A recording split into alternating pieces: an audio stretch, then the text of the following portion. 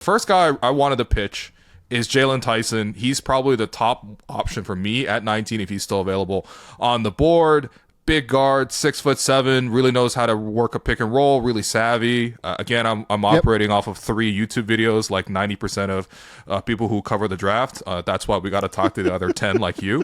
Gets to the rim a little bit, not particularly efficient there, but again, just has a real good poise about how he plays offensively. He feels already to me, already pretty savvy offensively. And I think especially for the Raptors, who very much have a need at backup point guard, need somebody to do some offensive creation as well, has some good size. I don't see why, first off, he would be available at 19, but also I don't see why he wouldn't fit the Raptors. So give me your take on Sure. Jaylen. So let's talk about the positives first, which, you kind of brought up a bit of this. The thing that stands out to me is he has this really great mix that I look for oftentimes in undervalued prospects of not having like super high end traditional athletic metrics, right? But having like incredible deceleration, like using that slow step around the rim, right? To be able to create that little bit of separation. And then additionally complementing that with power, right? He's really strong. Like he has strong shoulders. He has the ability to bump and not get moved. I think that that's really important. Additionally, has kind of a funky jumper. I don't know exactly how it will translate immediately to the NBA. In fact, I would probably guess that it'll be a little bit of a work in progress, but made 40.2% of his threes at Texas Tech, then made 36% this past season, hit 37% of his 54 catch and shoot 3-pointers this season, and then hit 43% of his catch and shoot threes at Texas Tech. He can make them off of like rudimentary movement. Like we're not talking about anything crazy here, right? Like just lifts up from the corner to the wing, stuff like that. But I think he has pretty real touch at the very least is what I would say. Made 79.6% of his free throws. I think there's some reason to enjoy that. Also, really aggressive on the glass. Really not afraid to kind of go in the trees and try and throw down. Like there's a lot of positive things there. Shows some passing acumen too, let's go with. A lot of rudimentary stuff, can throw some live dribble reads, but not, like a crazy passer.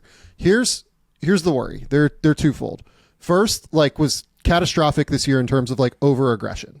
Averaged 3.1 turnovers. As a driver, often felt he was like over driving and would get in like this tough spot within 5 feet of the rim, right? Like that stuff's fixable, but for somebody who's not like overly vertical, I do wonder how exactly that will kind of work itself out. You need to be great in terms of touch in those circumstances. Guys like Luka, guys like, Kyrie, things like that. Just thinking of the finals off the top of my head, right? He can go up and dunk, but I think he tends to be better on these drives where he's like bumping and slow stepping, right? He's only dunking when he gets like the runway.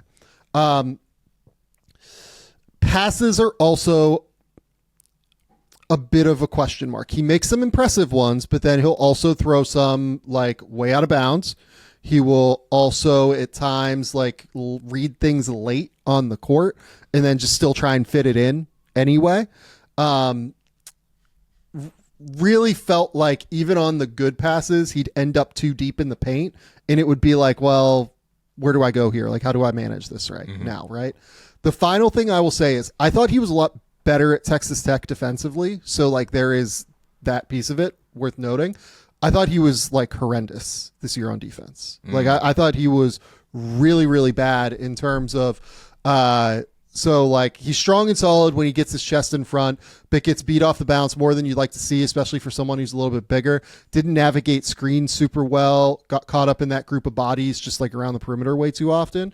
And then off the ball, just like wasn't locked in. Like you could see, like just wasn't ready to go. So I think he is an interesting, like people look at him and see his age, right?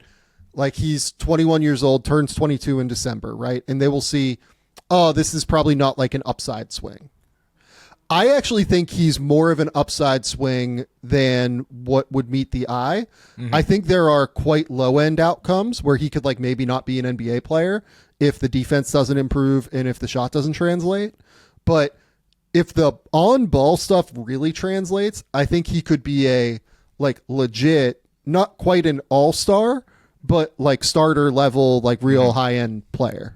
No, for sure. I mean, the offensive ability, it's stuff where it's like there's certain prospects where you watch and it's like they're kind of hitting the same shot like 50 different times across different college games, right? And it's like, okay, you know, like Johnny Furphy, for example, is like, I was like, all right, like I've seen a transition dunk, I've seen a catch and shoot wing three, like, you know, and I don't need to see the rest of this video almost. I think for him, you do see like a variation in what he does offensively, but I think my hope there is like he's a little overextended right now offensively. He's a little overburdened. And if you scale that back just in the right amount, and of course, if he makes improvements, like you said, defensively, I think it could work out.